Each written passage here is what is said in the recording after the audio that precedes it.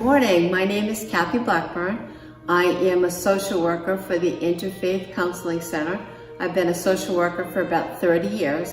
We provide assistance with individuals that have major mental illness, have duly diagnosed substance abuse and mental illness.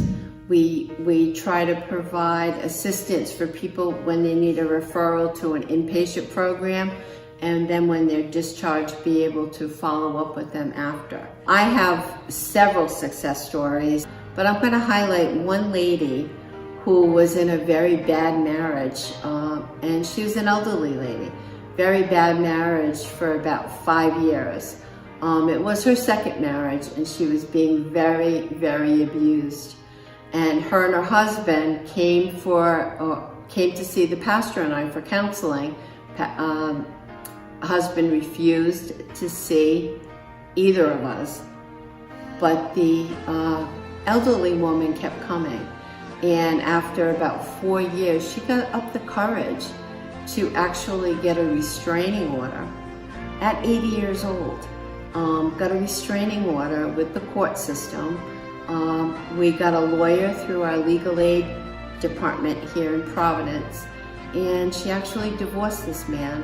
Lost some income of his Social Security benefits, and she spent the past 2 years happier than she's been in the last 12.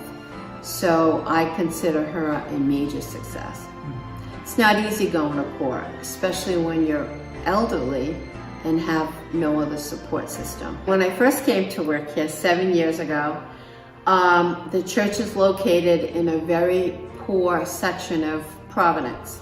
And I'm a lifelong Rhode Islander, so I was familiar with Broad Street. I was familiar with poverty and crime in this section of Providence.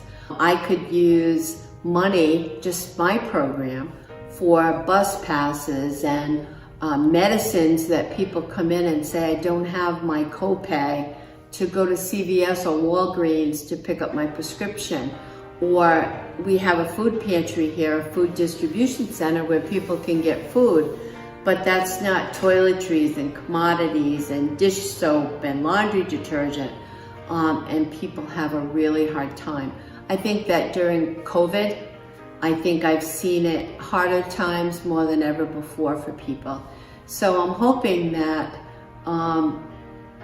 we can find some resources other places to help people just to survive, not for any kind of luxury, just to be able to maintain survival quality of life, where school supplies for their children. Many people were on distance learning, and many people don't have the internet to be able to assist their children to learn through these hard times.